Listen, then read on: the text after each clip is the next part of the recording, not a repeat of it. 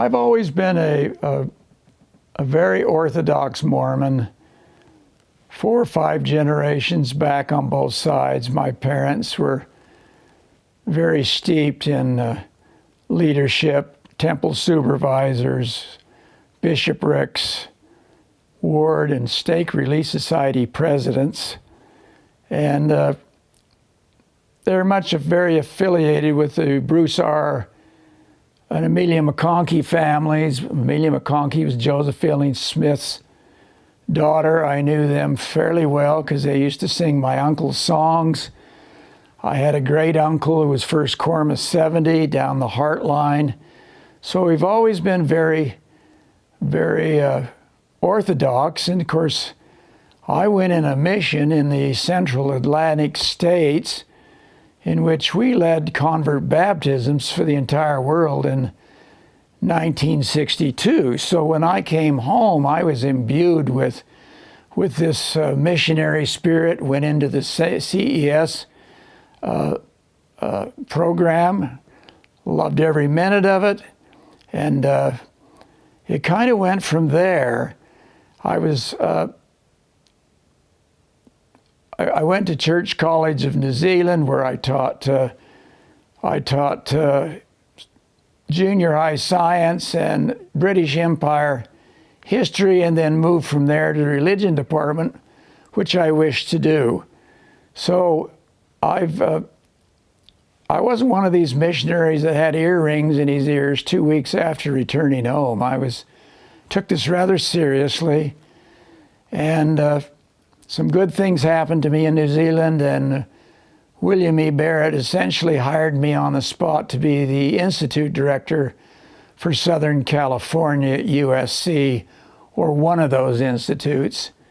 And I found that to be a challenge. But nevertheless, for much of my career, I was in one-man institutes, and I slowly but surely had to expand my teaching base because I was teaching all these classes myself, and so I do a lot of research and find out stuff. And gradually but surely, I found out things that weren't quite what you learn in the Mormon Sunday school. And so it was a gradual thing, and I don't think I ever had any anger about finding these things out, but I was disappointed that things weren't what they were said to be.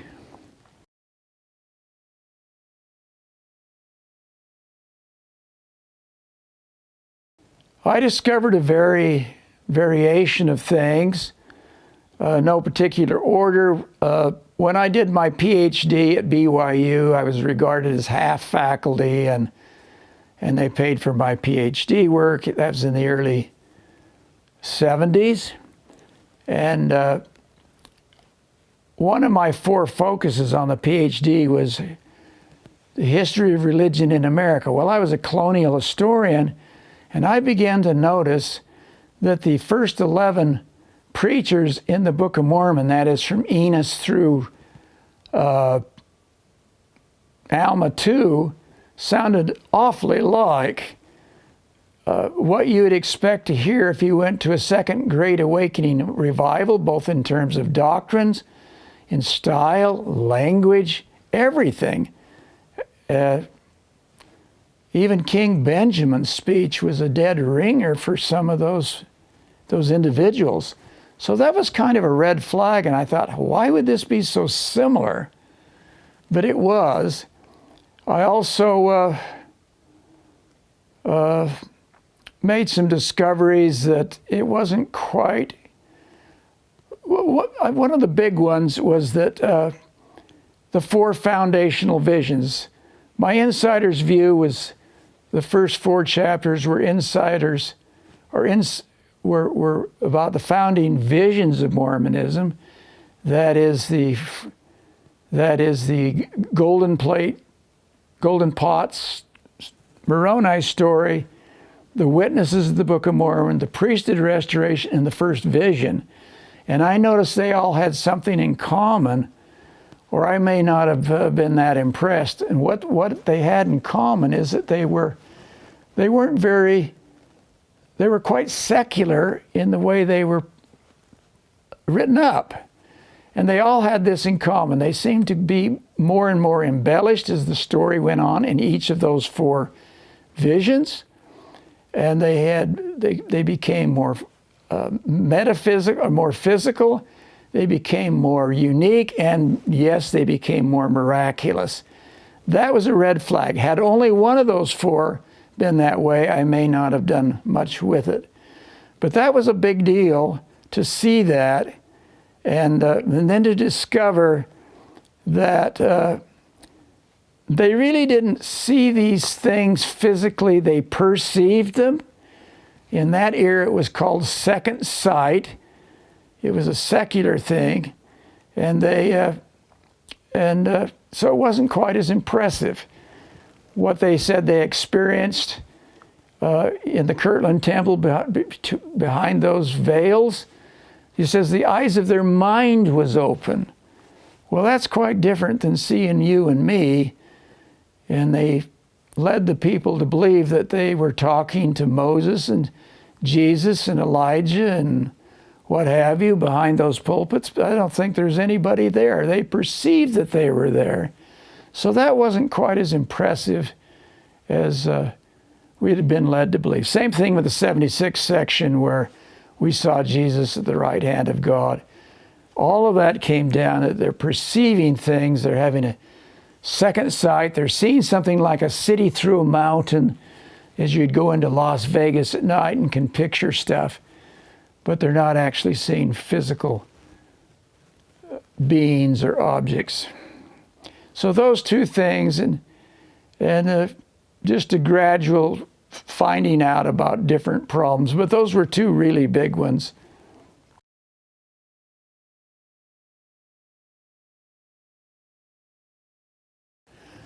Well, it was E.T.A. Hoffman's novel. He did a lot of work with music and was influential in Europe and America. And he had a story called The Golden Pot.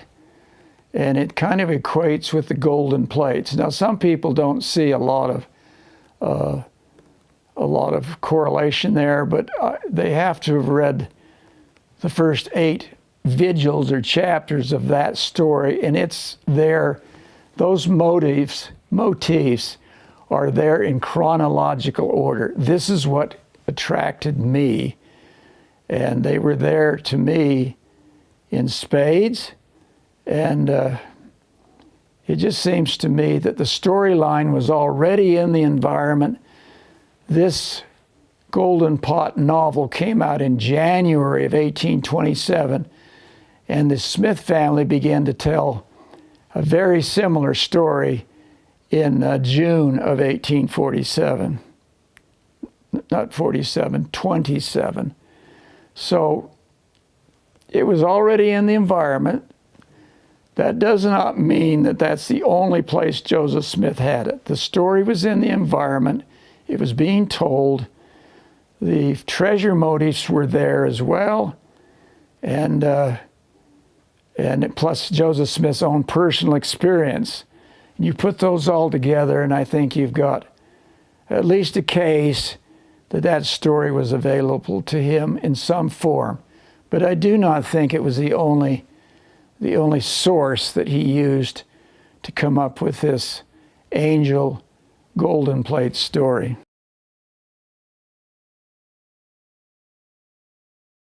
The treasure motifs, if you have a dream 3 times in one night, you're more likely to get the treasure. Well, you find that in the Golden Pot, but you also find that up in Vermont, where the Smiths lived. And so you find them buying into these German stories. The Whitmers had influence in that. They knew about Lumen Walters as the probable contact point. They knew about these things. They knew about the storyline.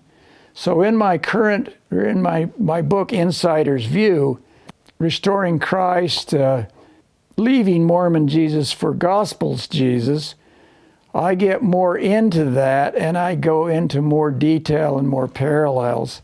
I have 25 quotes that are very, very similar between quotes in the Golden Pot and in the Smith family as reflected in my book, Insider's View.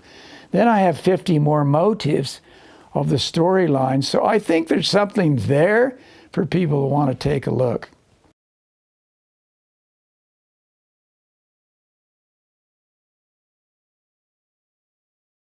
Well, back then, the Campbellites believed in a loss of authority and a restoration. They were all looking for some kind of a restoration, and this became kind of natural to Mormonism, and so they embraced that philosophy, and most of them stayed with it. They thought this was the restoration of all things. You know, in order to get someone to believe something, you have to defreeze them. And Mormon missionaries are very good at that. They say, well, your church doesn't have a true priesthood, and there was this great big apostasy, but we have good news for you. There was a restoration through Joseph Smith, and he's restored all these teachings. And they very much wanted to be part of that. They already believed in that kind of thing, and so they embraced it. I wrote my first book on the foundational claims of Mormonism. The first 4 chapters are all about the Book of Mormon, the last half about the 4 foundational visions, and I just found rather serious problems that the Book of Mormon wasn't claiming what it claimed to be, and the 4 foundational visions were not either. And then you morphed on to things like polygamy, and they began to become a bigger item. Joseph Smith's effort to overthrow the United States government became more important. We got more information.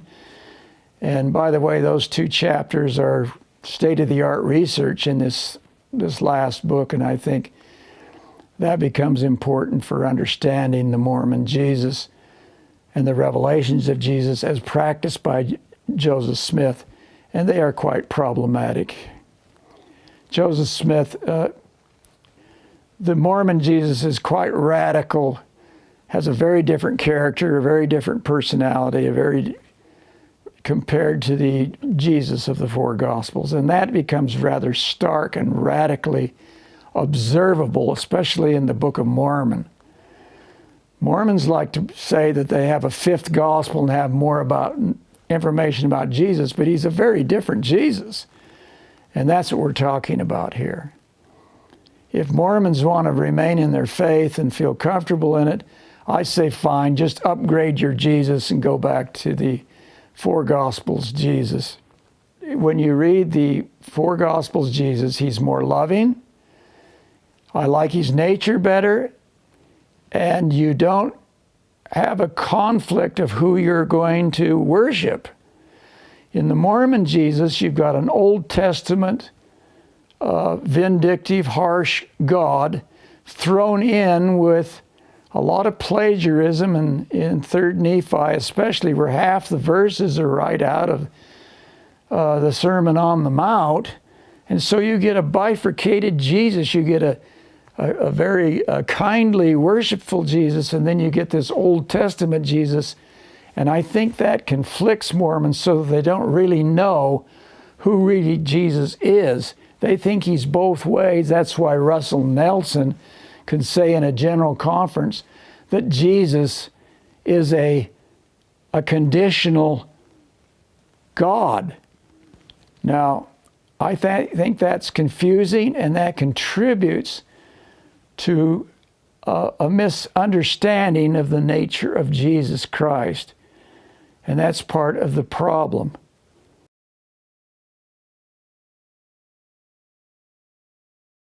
Well, I have pancreatic cancer. They've given me up to 12 weeks to live, and I'm starting week 8 of that. Not that they know, but, you know, I have a philosophy degree, and I can argue with the best of them that we really don't know, and so forth and so forth. I just think it'd be a tremendous waste of personality if nothing goes beyond the grave. But it's my religious experiences that lead me to believe that I feel very comfortable that we're moving on to another venue. I look forward to the adventure. I think we have much to learn, but no one knows for certain. But it's been my experience as with a lifetime of Jesus Christ that leads me to believe that we're going to continue on. And so I don't really have any worries about that. I don't now. I haven't for many years. That seems a little strange to people, but that's just the way I am. If you take a look at what Jesus says on the Sermon on the Mount, what Paul says, what Peter says, and what John says, they're all basically saying, you want to know what Jesus Christ is like? Here's these 9 qualities. And when you take upon that nature within you, you know Jesus Christ. So that's what Jesus Christ is. And he is saying that if you are willing to take a little experiment and not just put your toe in the pond, but jump in, and some people may have trouble jumping in, it tells him that you're serious. And if you're serious, I believe he will be there for you. But you can't play games with Jesus Christ. He knows the score, and you have to genuinely make an effort.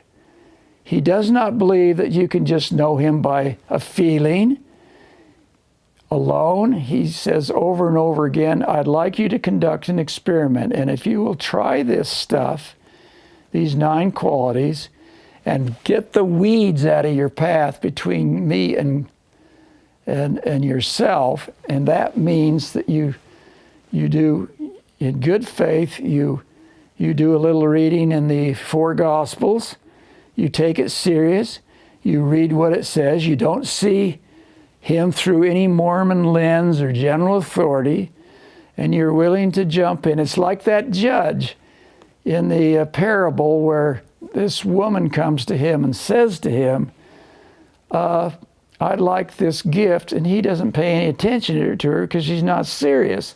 Well, she does that 2 or 3 times, says, okay, I will be there.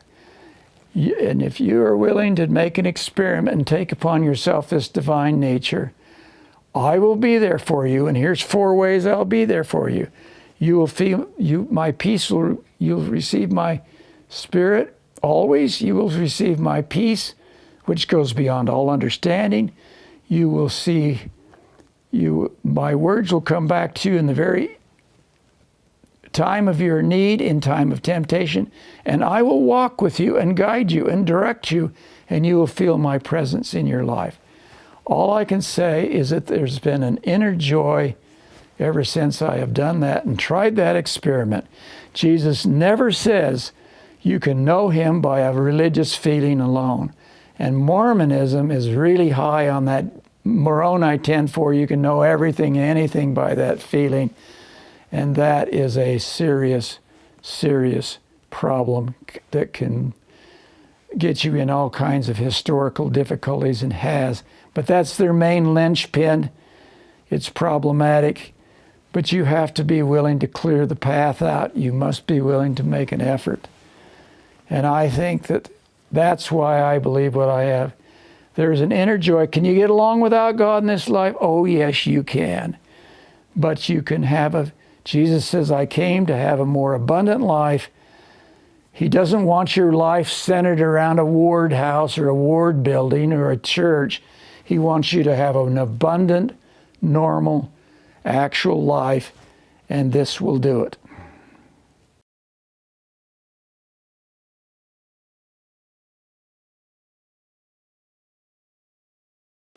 I think, first of all, read the Gospels, Jesus, read the Gospel of John and the Synoptics.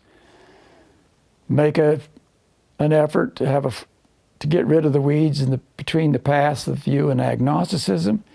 You have to step out into the dark, and the spotlight will follow. Now, there's an exception to that. I counseled inmates repeatedly for 13 years at the Salt Lake County Jail. And they've got 5 or 6 fires to put out. It's not like normal people. You have to come to him. You have to make the first step. But when you got 5 or 6 habitual problems, he will get behind the background and begin to move you in directions. And if you show that much desire, he will be there to guide and direct you. And many of those inmates are simply driven to Christ. They've gone to every grade school counselor, every high school, every psychiatrist, every psychology, their parents, they've worn them out. And they finally find themselves in a 4x8 cells with no help, and they are driven to Christ, as Paul says, to the mind of Christ. They want to do well, but they've got these 4 or 5 habits, and maybe if we clean 3 or 4 of them up, they still got 2 more.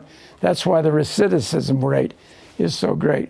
They mean well, but you have to keep working with them. But he walks the halls of the jails and the prisons of this world. He doesn't just hang out in sanctuaries, chapels, and temples. That's what I found out about my boss. It's one of the first things I learned. And I learned they like to tell whoppers. They don't tell you the whole story, but I'm there to help them. And it seemed to work if I trusted him more. I'd read in the paper, oh, I didn't know he did this or that, but I was trying to be for the inmate. And in my second book, I get into experiences I had with Jesus Christ, maybe a couple of dozen.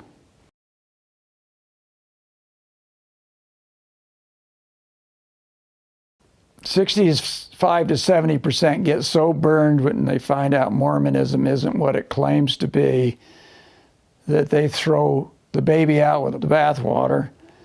I would say to read this current book, Restoring Christ. Isn't that an interesting nomer from a Restoration church? To get back to the gospel of Jesus, to take a serious look and compare the Mormon Jesus with the gospel Jesus, see it through the eyes of the gospel Jesus, give him a second chance. And I think if you don't let the Mormon interpretation and the Mormon glasses, so to speak, influence you, you will see a different Jesus. And I'm already getting hands full of people that are reevaluating their agnosticism by reading this third book, Leaving Mormon Jesus for Gospel Jesus. And they are readjusting their spiritual interpretation, or they're going to give Christ a second chance. And I'm very happy about that, if they're willing to conduct that experiment. And it is an experiment. Some people may balk at that, but that's what you have to do. You have to swallow your pride a little bit and try it. But you got to do more than put your big toe in. You've got to jump in the pond, and then he will be there. That's why I feel good about Christ giving me an abundant life.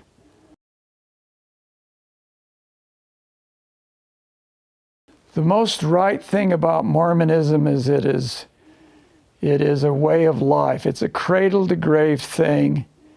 It has created a lot of very good people because they haven't bothered to tell them about the Mormon past. And now they're paying a tremendous price for that because they have grown at the expense of not telling the truth, and it bothers Mormons who discover this because of the internet, of what they didn't tell them all this time than what initially happened. They've papered over it in these essays, which they don't want the members to seem to read, which is on ldsmormon.org, and that's very different approach from what the Community of Christ are LDS. They did not paper over it. They said, We're going to take Joseph Smith by the horns. We're going to see the Mormon Jesus through the Gospels Jesus. We're going to put Christ first and let the chips fall where they may. We're not going to tell our people half-truths. And they are benefiting. They had tremendous initial hits on their roll members, but now they've stabilized and are growing again. They are basically a Protestant church, but I think they've done it the right way.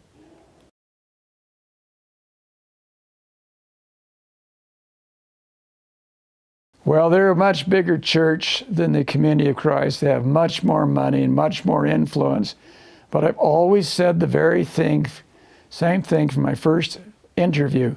They need to put Jesus Christ, they need to see their leaders through Jesus Christ and not see Jesus Christ through their leaders.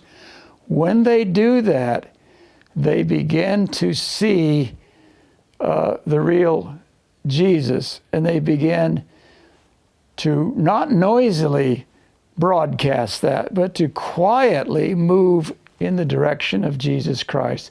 And the Mormon people are faithful enough, they will follow. The internet is driving that engine, and I don't think they're going to do anything because of the money and the influence the church has until they reach a tipping point where it's more in their best interest to tell the whole truth. We're not there and may not be there for 25 years. But as Richard Bushman has said, taking it back somewhat, but I honestly think he believes it, is that the LDS Church can no longer sustain the narrative of what they're telling their missionaries to tell the people. And this is going to create ever-increasing problems with the Mormon community and their goodwill, and even the goodwill among their members. And it's already happening. They don't know what to do. They don't have a very good poker hand, so to speak, but they're still playing it out. They need to do, I think, what is being suggested here is that you simply move to Christ and let the consequence follow. Right now, they're not willing to do that, although they are doing more of that. This good friend of mine at the Mormon MTC, which was recently opened, a new 5-story building, there's very little about Joseph Smith. There's very little about the first vision, and it's all about Jesus Christ. So I think some of those leaders are trying to move the church in this direction, but they hesitate. But this is what they've got to do if they're going to really make a difference long term, in my view.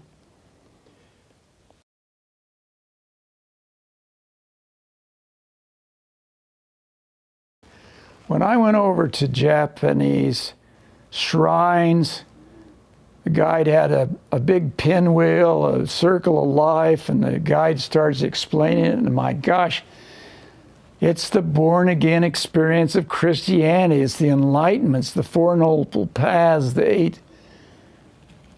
Four Noble Truths, the Eightfold Paths, and I thought, wow, this is a lot the same. I also found this in Baha'i. Among Indonesia is Muslim, but Baha'i is a Hindu. And they take it seriously. You're either a part of the answer or you're part of the problem. And those people take it seriously. All those dragon plays are about re-emphasizing that. So what am I going to say?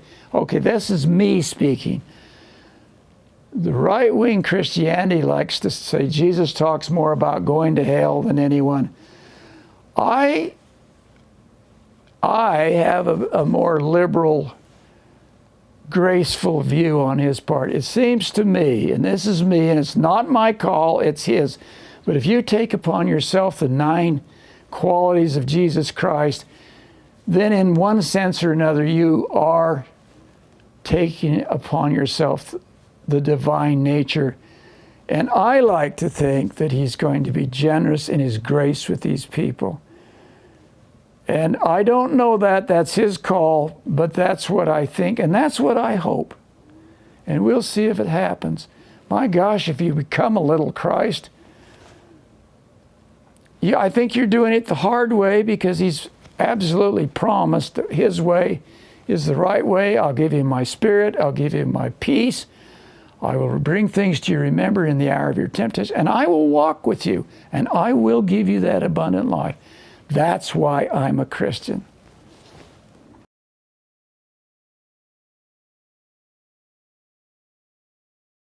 I still am a bit conflicted about a pre-earth life. It answers some questions for me. The nature of the Godhead.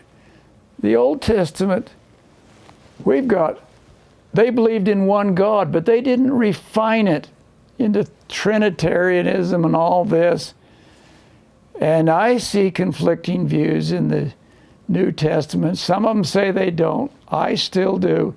But to me, that is not as important as the born-again experience, which Jesus says you must accomplish. That's far more important to me than whether God is quite this way or quite that way. I do believe in a resurrection of Jesus Christ. I like that idea. But to me, if there was a great apostasy, if there was a loss of authority, we still have the four Gospels, and I think that is enough to get us to where we need to go. It's easier to do it his way, but there may be another way, and he may honor it or he may not. I don't know. I don't want people to think I'm too liberal in that. I have ministers who tell me that these evangelicals are frankly all over the map on some of these issues. Some are more tolerant of this, some are not. Some take the Godhead as the only thing you have to believe. Others say it's a little more nuanced, but it's not a top-tier doctrine. What is a top-tier doctrine is the born-again experience. And Jesus says, very rarely you must be born again. That's one of his few musts. The Mormon Jesus is saying you must do this and must do that. Read the Book of Mormon. It's all over the place. He doesn't allow as much free agency. He's got a prescription for every head of the body, from the head to the toe. He has much more draconian views about end-time violence. Whereas Jesus says, yeah, there's going to be all kinds of violence, but I'm not going to be responsible for it. I'm going to be responsible for saving the Jewish people from extermination. And you get into 3rd Nephi, and he almost takes a delightful Old Testament glee that he's going to destroy these cities, and he tells how he's going to do it, and so forth and so on. You do not get that from the Jesus of the four Gospels. It is very, very different. He talks about in 3rd Nephi 9 about the destruction of the Nephite civilization, and he's very much an Old Testament and a New Testament God, and that's why Mormons can come away with not understanding the nature of God, and why they think he is bipolar and is a conditional Jesus. He's not a conditional Jesus, but you get that in spades from 3rd Nephi. And we could talk about 4 or 5 other experiences that make that case that he is a radical Jesus from the four Gospel, if you want to get into that a little more. It's in this 3rd book. I have a whole chapter called 2 Different Jesuses. And the first half of the book talks about the 4 Gospels Jesus, and the second half talks about the Mormon Jesus, and they cannot be reconciled in my view, period. It's just too radical. And that's what I want people to see. And if they don't want to change their religion, fine, at least upgrade your Jesus. Because the Jesus of the New Testament, listen, those apostles, they had just as big of biases as Brigham Young. When they went to the Samaritans in,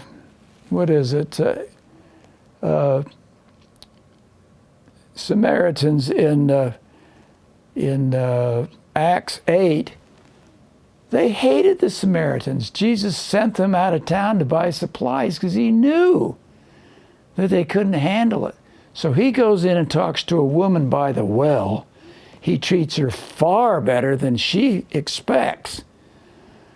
And he shows her respect. And pretty soon the whole town is there, and Jesus is warming them up for when he gives the Great Commission to all the world to go into the world and teach every creature. Well, I'm telling you, those apostles didn't want to go to Samaritans, and they did not want to go to Gentiles. They were the chosen Jewish people. Jesus is warming them up. And when Jesus says, I want you to go into all the world and teach every creature, they did it.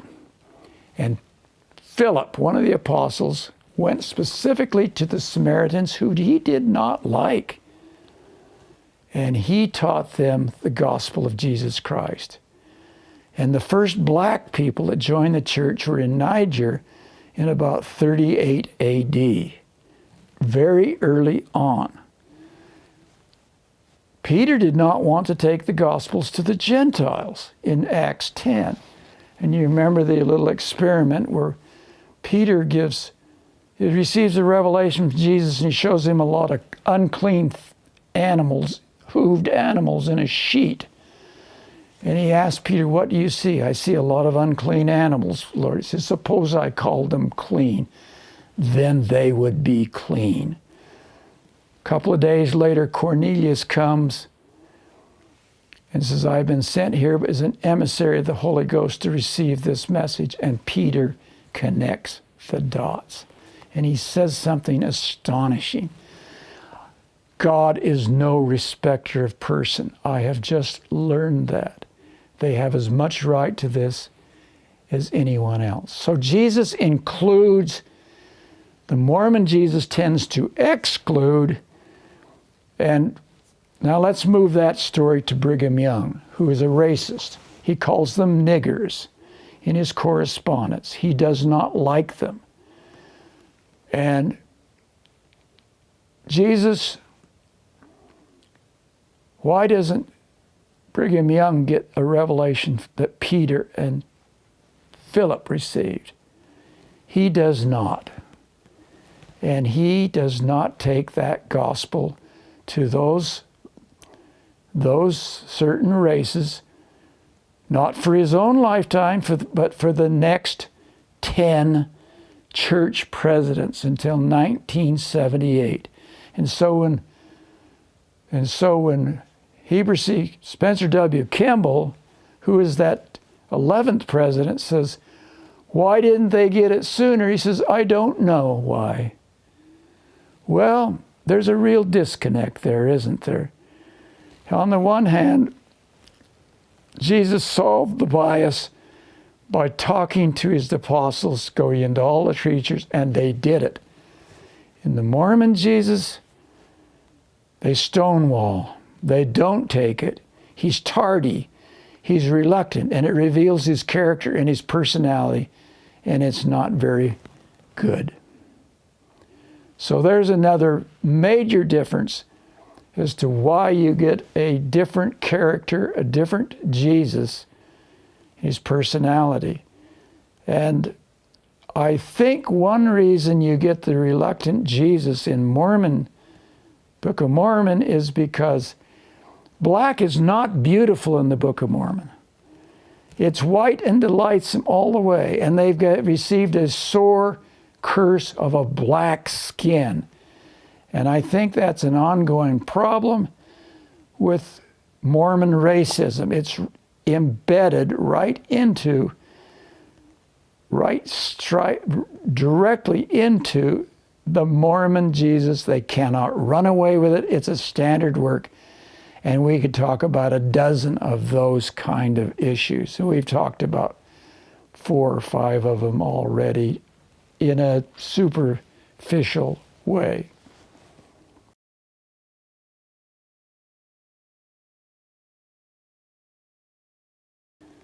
I look back with great fondness of what they did for me. I do not denigrate that. I appreciate what they did for me in my youth to keep me goal-oriented, to keep me oriented on the right track morally. I think they did a very good job, and that is still their best thing. A sense of community where you can have a social knit group who can reinforce that you should be a good person. That is by far to me the strongest suit, and they do it as well as any other religion. I think fortunately the millennials just want to know. They don't want to defend it. They simply want to know what the truth is, and they're doing so. But in recent years, we find out more about Joseph Smith trying to overthrow the United States government, and it's there in spades in 3rd Nephi. It's there in the Doctrine and Covenants, this harsh God.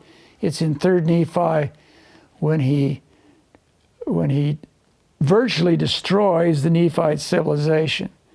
It's not a winning combination, and it's pretty serious.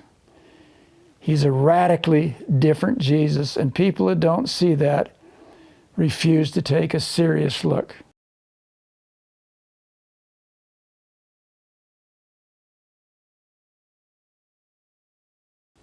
So I'd say take a serious look about polygamy. Joseph Smith is into, the Mormon people know he's into plural marriage. They know he's into polyandry. They do not know that what preceded this is concubinage, but it's a different kind of concubinage than you find among Jacob and Abraham in the Old Testament. They had commitments. Joseph Smith shows zero commitment to his concubines, and I think it morphs some concubines into plural wives. The Mormon leaders don't like to talk about concubines because it became so negative. So they lumped them all as honorable wives. That's why Mormons don't know about Joseph Smith and his concubines. But he says, I had a spiritual wife system. And people thought, well, this is John C. Bennett, his counselor, and William Smith, his brother apostle, that was responsible for that. But they're inaccurate because Joseph Smith and Brigham Young continued that very phrase, spiritual wife system or spiritual wives-ism or spiritual wiveries, long after Bennett was excommunicated in 42 and left the community. They saw this as different classes of women. And at least you had concubines, and at least you had plural wives, maybe polyandrous. And another way you can see this is that I have 7 examples that I provide that I clearly think are either affairs or concubines. They are not wives. How do we know they're not wives? Because a wife to Joseph Smith, a concubine to Joseph Smith was not just a mistress. He had to get a revelation that it was okay to have extramarital sex with women, and then he had to ask for her consent. If she did so, she became his concubine. So it's not just a mistress, it's a revelation with a consent. I have 7 examples of that. A marriage, a plural marriage, is much, much a deeper commitment. You have to have the priesthood, you have to have a ceremony, you have to have his permission, you have to have witnesses, and he puts it at the apex of his theology and doctrine. You cannot get into heaven in the top tier of the celestial kingdom during the 19th century, according to Joseph Smith, unless you are practicing plural marriage to get into that higher kingdom. If you accept him, you go to that heaven, and all your kin sometimes get grandfathered in, which goes against the Mormon concept of exaltation, in my view. If you turn him down, your whole family can go to hell. That's why Helen Mark Kimball, who was 14, By the way, there were 3 14-year-olds, and they felt the responsibility for their own family. That's how you know the difference between a concubine and a full-blown commitment to plural marriage. It's a much deeper commitment. The other way you do it is through study and evaluation, and that's what I've done, and I provided 7 examples. And when Joseph Smith stands up in that Nauvoo grove of trees, and he owns that philosophy, and he says, if you don't have any accusers, I will take you into heaven on my back. If people don't know what you're sinning, it's not sin.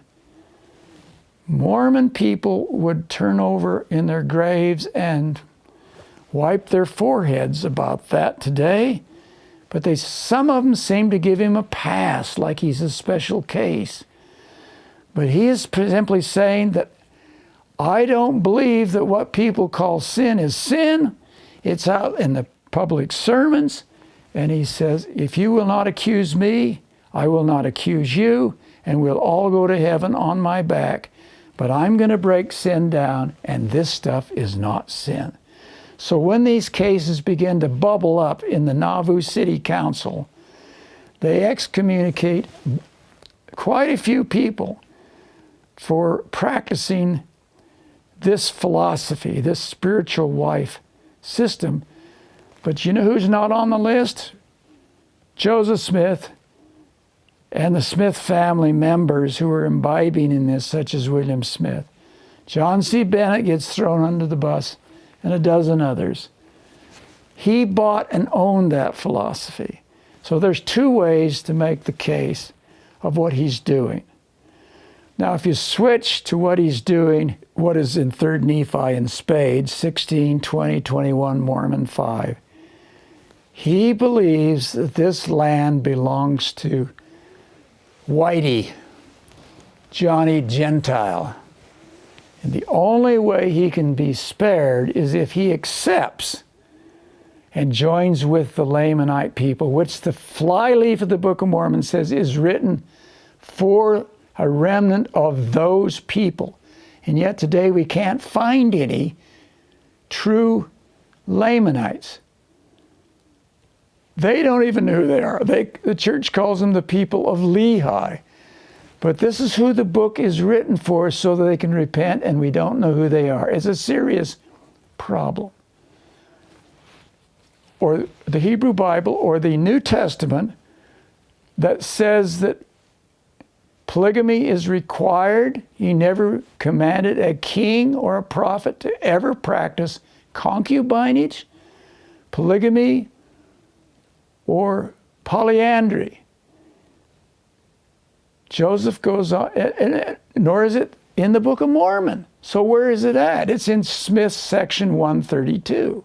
And people get all upset if you don't get married in the temple because you're not going to have a spouse.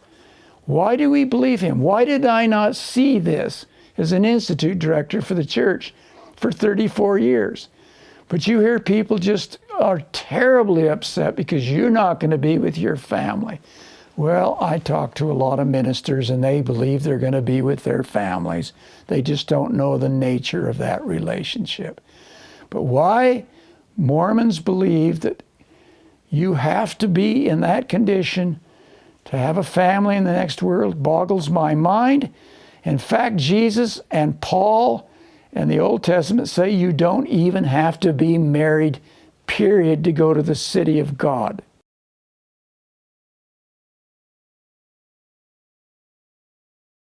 It comes from the forces of his day. They're not Christian, but the Cochranites believe that you can secure eternal relationships and friendships in this life. Jason Cochrane thought that he could dissolve marriages. He had some kind of a sealing power to bind or loose. That power was visited upon Joseph Smith 4 months after the perfectionist Joshua, the Jewish minister, had the same view that he could dissolve marriage. He could have a woman's first spiritual child. So the John Humphrey Noyes believes that you can have sex with married women. That's all in the background of Joseph Smith's background. He buys into it, he's influenced by it, and he starts his own experimentations, like Ann Lee with the economic experiences and with the marital experimentation. So Christians are anathema to that idea, but it's in the environment. He picks up on it. He thinks he's going to restore all things. They think it needs to come back, so he puts it in. That's one strong influence. Oh, and he believes in the restitution of all things. But why would God restore a custom? Not a doctrine, but a custom. And by the way, those Old Testament relationships and polygamy were, quite frankly, a disaster. There's no real success stories. So you put it all together and you just think Section 132 ought to be dropped from the Doctrine and Covenants, and they ought to get back to just saying, okay, you'll be together. But we don't know the exact relationship of that, nor is it spelled out, and so forth and so on. But this sealing power goes to his head. And he tells these women, you either do this or you're in big trouble. He gives them 24 hours notice to accept him. He's asked them, do you think I'm a prophet of God? If so, you'll get married to me. He sends their male counterparts on mission and marries them. I mean, it's about 7 things. If they turn him down and go public, he calls them whores, every single one. I've got 8 examples in Mormon newspapers, journals, that he calls them whores. He has no respect for 6 of the 10 commandments. Thou shalt not bear false witness to your neighbor. He's clearly doing that. He is committing adultery. There's some circumstantial allegations, but the rest of it is adultery. His own wife says he commits adultery and plural wives. And she knows about some of these liaison, and she kind of winks at it.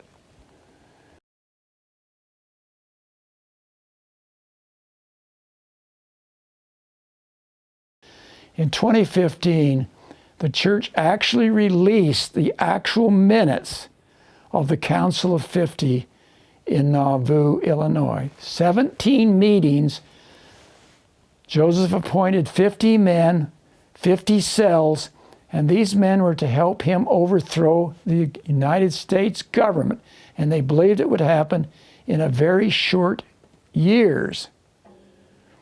And so they'd set up cells. And I've got 3 examples where Joseph Smith is seeking to get the cooperation of the Indians, the conversion of the Indians, and when there's enough of them, they're to declare war on the United States government and overthrow the government. That is bordered on treasons, and I wrote an article on it in 2012, but when the church put the minutes out, it is a fact set in cement. They cannot run away from this. It is just what it is. Now they do other things. They're looking to get out of the United States. They send delegations up to Wisconsin, who's not yet a part of the United States. They send them to Oregon and California and Texas and the Great Basin. None of them are yet part of the United States. They know they cannot practice overthrow of the government and their independent political theocratic kingdom unless they're outside the government. So they come to Utah, and 2 years later they're annexed into the United States, and they become a territory and what have you. You cannot understand 19th century Mormon history, period. And that's a big statement, unless you understand those 17 meetings that Joseph Smith conducted. And they were extremely secret. You reveal that, you were beheaded. And Sidney Rigdon said it was treason, and it is treason. And those Nauvoo Legion members who had an army and a population bigger than Chicago in 1845, they could have been executed for carrying this out. That's why William Law's brother, Wilson, was the highest ranking general under Joseph Smith in Nauvoo, and he saw the light and says, I'm not going to do this. They were bringing cannon in and weapons and all kinds of ammunition, and they planned to use it. They were powwowing with the Indians in the in the Nauvoo area. That's one of my 3 examples. Another in the Cherokee Reserve Nations of Kansas and Missouri, and another in the whole territory of Texas, from the Arkansas River clear to the Colorado River. It was extensive. They contacted every tribe they could, and they want them on board, and they want to get a foothold and either convert them, and if not that, create an alliance to physically overthrow the United States of America. And up in Kansas, they believe that they can overthrow Fort Leavenworth, Kansas in 6 hours. This is not just a theory. They are seeking to do this in a very real way.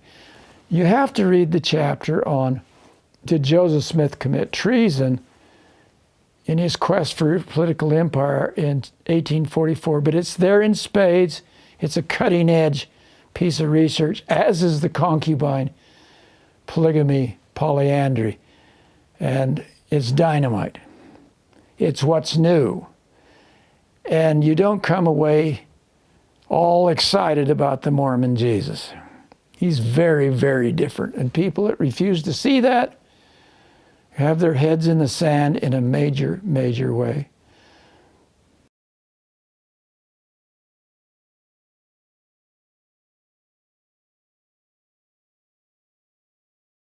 It comes from a revelation. John Taylor wrote it. It says, you cannot get into heaven without the permission of Joseph Smith.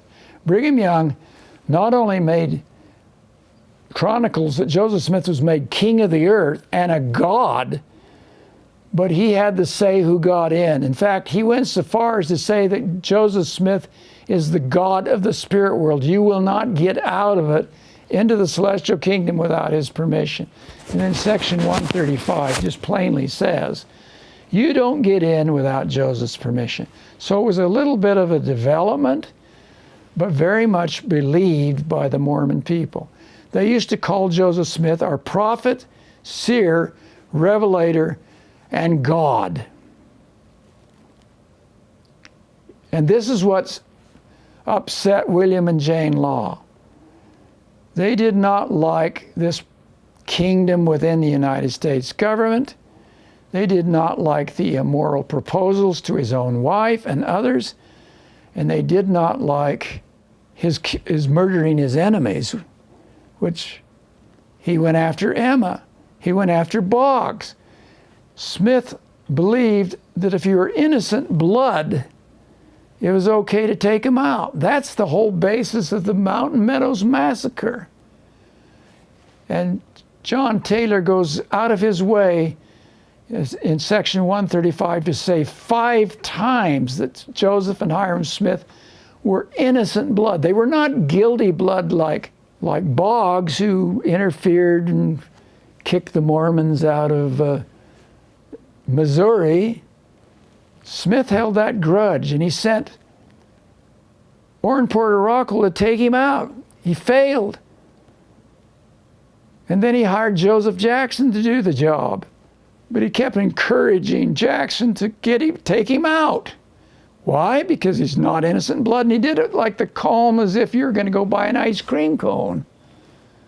This is serious stuff. The plan is to overthrow the United States government. They already see Joseph.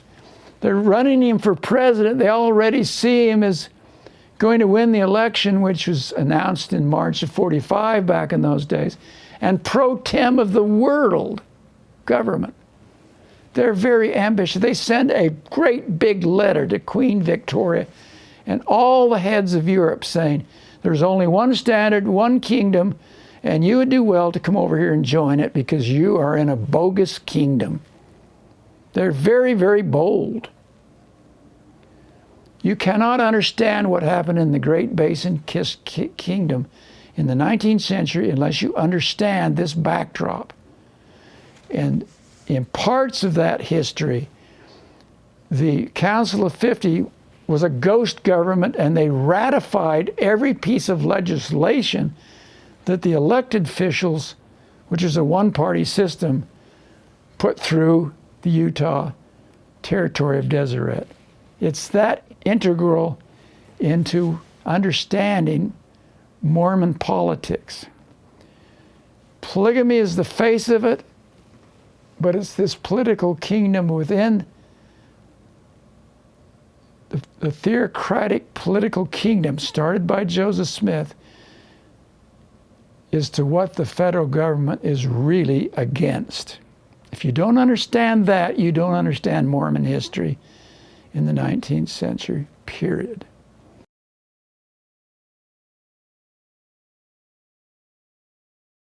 In May of 43, she finally finds out that Joseph Smith is already married 21 wives, and she's not one of them. Now, she discovered Fanny Alger, and she discovered one or two others.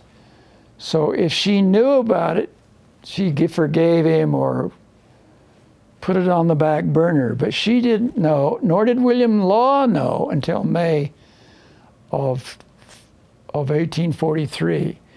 So William Clayton, he's chronicling the conversation between Emma and Joseph, and it goes like this.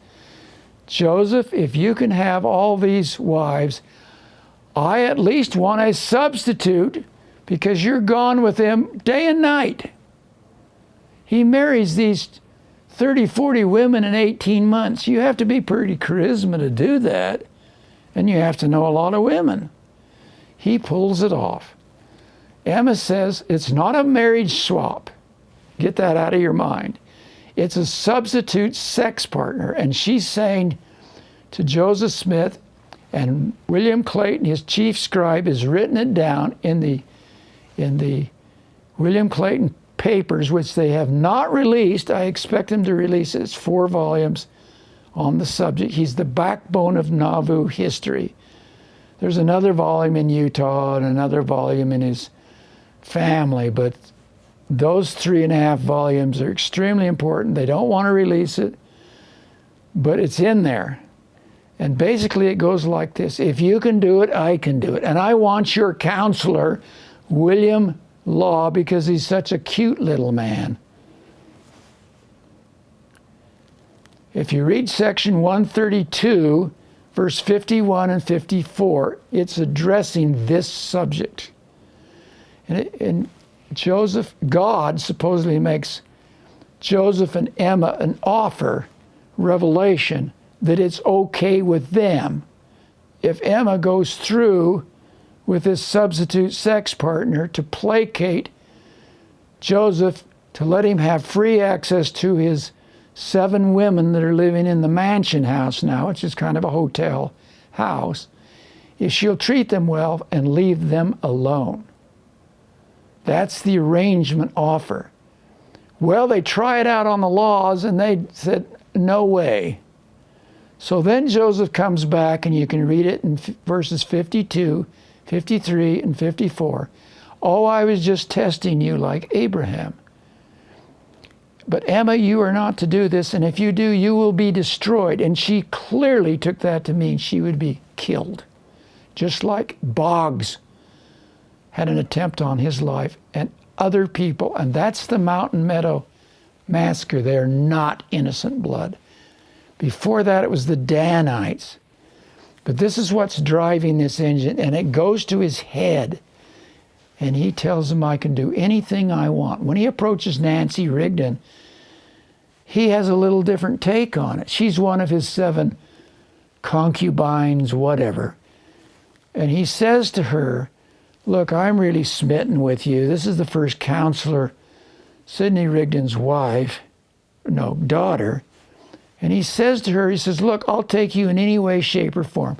It's okay with God. I will either marry you privately or you can be my concubine, but you're free to marry anybody else you want. That's how bad he wants her. It's right there. So this power goes to his head. He thinks he can do anything. This is my take on it. And he uses it to procure either concubines or plural wives. And he does it at the same time. Whatever will work, will work. He starts out with concubines, and he morphs into polyandrous, 2 marriages, and then he comes back to concubines. If he can get them in the sack with concubines, that's good. If he can't, he will marry them, because there's certain kind of women that he can't get, according to some of the testimonials by Orson Pratt's, the Apostle's Wife, and others. So he's doing both at the same time, but this is the driver, that he has the keys. He can bind, he can seal, he can unbind, and he can unseal, and he's getting that idea from his environment, but it's not Christian.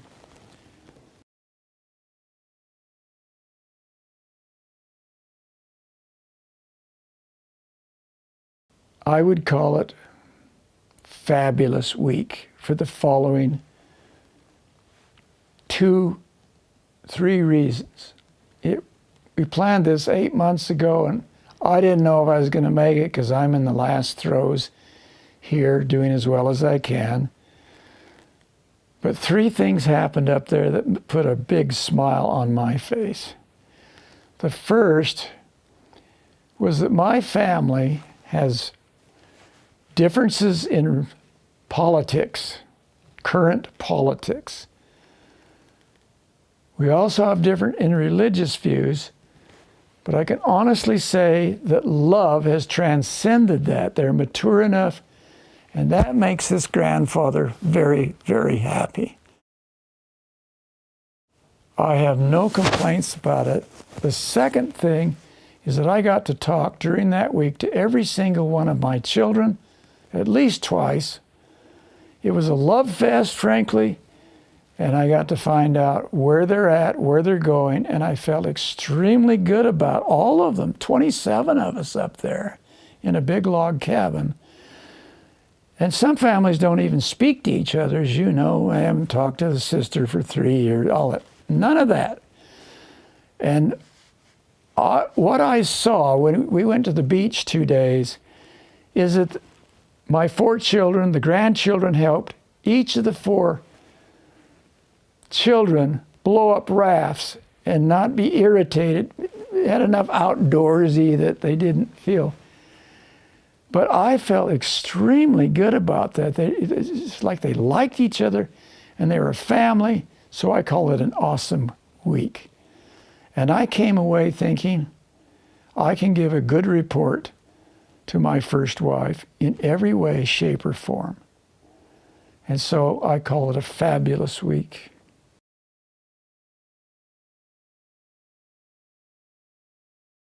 Some of them don't believe in an afterlife too much. Some of them are deists. But I've tried to tell them why I'm a Christian and why I feel an inner joy for doing it. And you can get by with that, but try the experiment. Your life will be more abundant. That's my testimony to them. I hope they'll do it. I don't know that they will do it, but that's my hope. Try the experiment, swallow your pride, and just do it.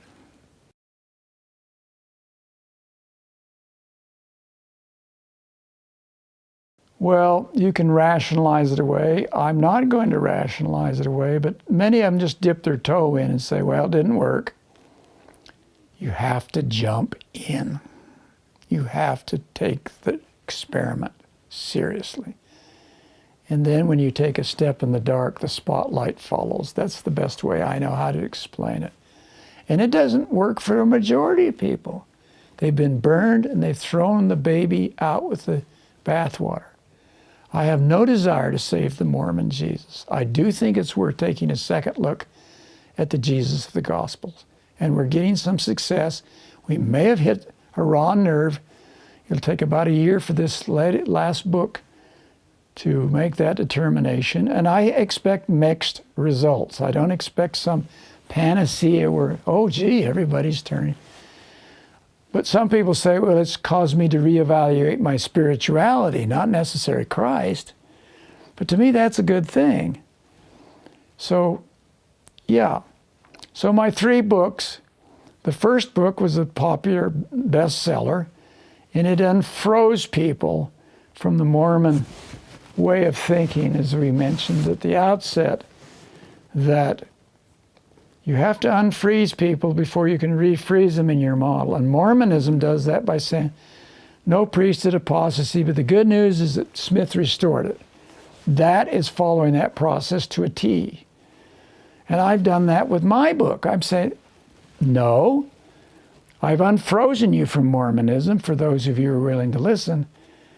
But we have Jesus. You don't need to refreeze it into a restoration. The second book is quite devotional, and I outline what I think the real Jesus of the New Testament is like.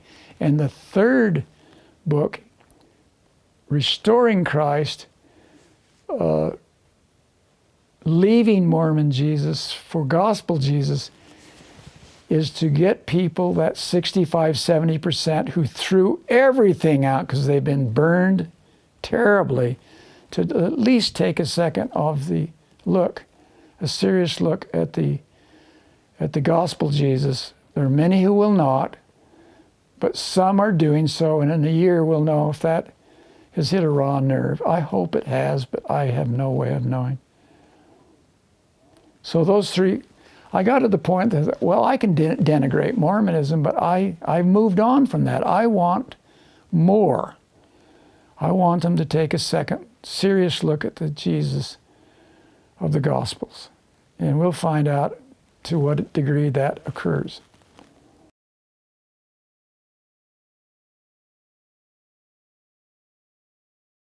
Every day I get people says I've changed their life. Every single day. I put a lot of those statements up among my papers at the University of Utah Special Collection, but they've had tributes on me. I've got books filled with this. It was, quite frankly, surprising. You don't know what to expect when you write a book. This has been humbling to me. It's emotional because it's so extensive. I never dreamed in my wildest dreams this would be the case, but they come in every single day, and they have for years upon years.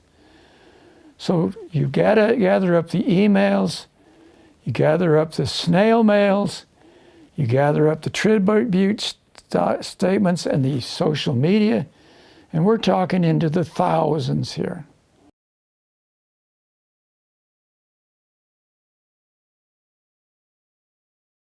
I did not take high school seriously. I came out of that spiral. They had me convinced I was stupid. They did a series of tests at Olympus High School. They tested you for 3 days on everything you can imagine, sat down with you and says, well, we think you should be a cheese wrapper. You know, wrapping cheese. So when I was in New Zealand teaching, I found out they wrap the plastic, then they put it in boxes and run the duct tape over it. Two things gave me hope. One is that my cousin, who had many of the same classes I did, says, it gripes me, Grant, that you study and get a C-. No, I study and get a C-, and you don't study and you get a C-. So I knew that I had something in there beyond cheese wrapping. I told my brother he would be an assistant refrigerator mechanic. That didn't do anything for good for him. But here's the kicker that made my week one day. I was visiting my parents from California as the institute director.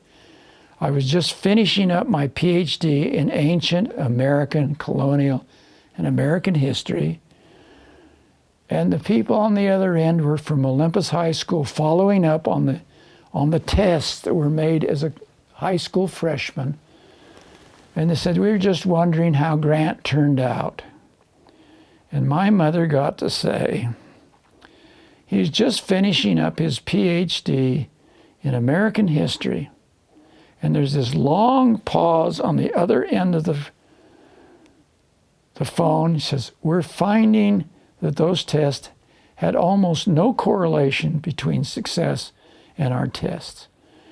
And you didn't think that made my day and made my mother's day? It did. So I had a problem. I really did have a problem. Margaret Evans at Olympus High School gave me as a D, as a gift, D-, so that I could pass high school.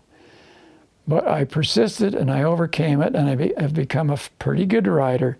So I've overcome that problem. So I wish I had become a better student sooner, because I had to go up to the U and struggle. But I overcame that problem.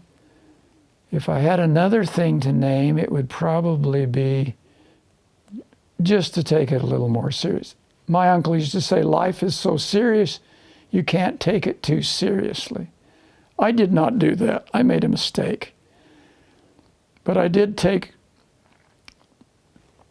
Abraham Lincoln, I used to have it on my wall.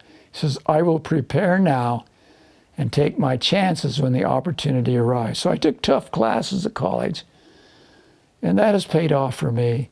And I seem to have the kind of experiences that molded me to be the kind of person I am, to be able to do what I've been able to do.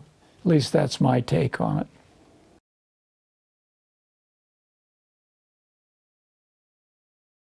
I counsel a lot of inmates that consider suicide. They don't think it's worth living. But the only thing I could ever say that I thought really resonated with them is the people that I know who stayed with it, they're glad they didn't do it. That's one thing. Secondly, I remember one of the best speeches that Winston Churchill ever gave, and it lasted about 2 minutes. The first minute was during the Cold War, and he said, the first minute he just stood up there in front of these cadets or people or whoever he was talking to. He didn't say one word. He just getting their attention. And finally he said this, never, ever, then he paused. He's really hooking them. And then he, 20 seconds later, ever, ever, ever, ever give up, and sat down. That speech had as much impact as any speech this man ever gave, and it was under 2 minutes. And I can endorse that. Life gets better. Suicides have told me, I'm so glad I didn't commit suicide, and boy, I had no reason to live, and so forth. Now, beyond that, I think you just have to have a hope that what Jesus Christ is saying is true, and don't give up on it for a while. Now, some people do give up. They only dip their toe and leave. But if you can swallow a little bit of pride, take a step in the spotlight, I have found He is there, and the joy will be there. You can't explain it to someone. It is just there, and it makes life bearable. More abundant is the word He used.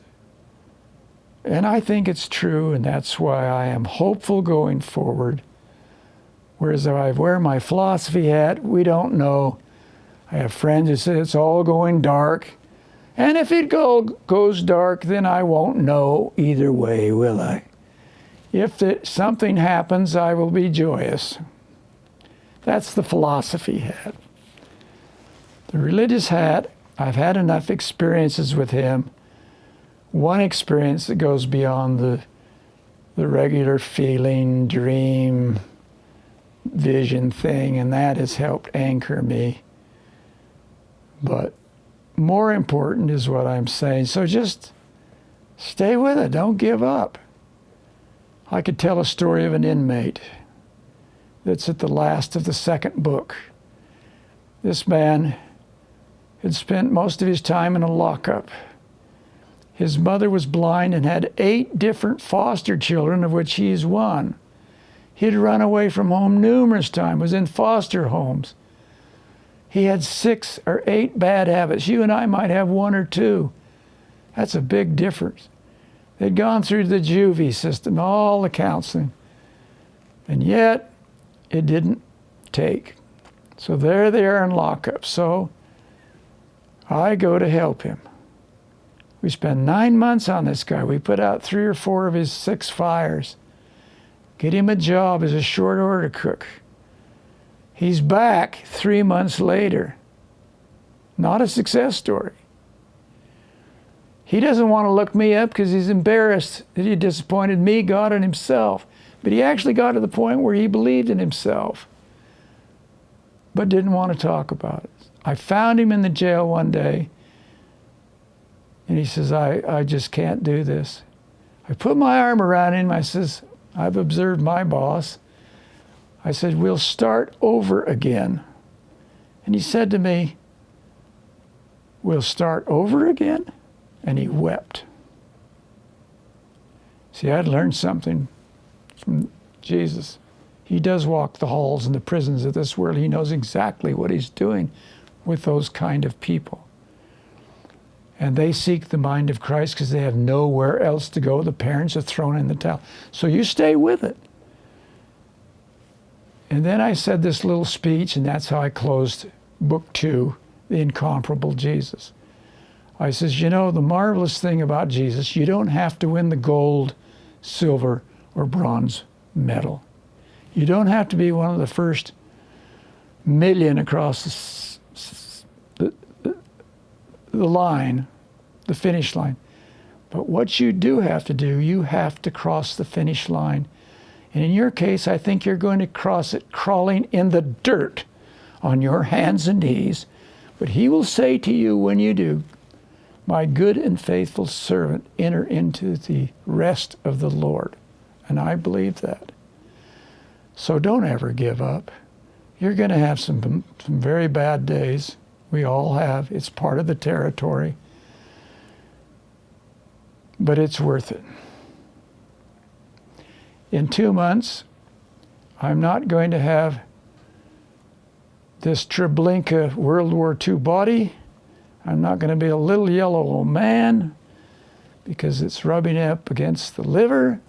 I'm going to be younger and have more stamina, and I'm looking forward to it. We're going to learn a lot, and I think we have a lot to learn. And so I'm very positive. I have been for years. Some people think I have courage. I don't have courage. This is the way I've always been. I could tell you stories about that. So they think it's courage in a world that doesn't seem to have much integrity. To me, it's just who I am.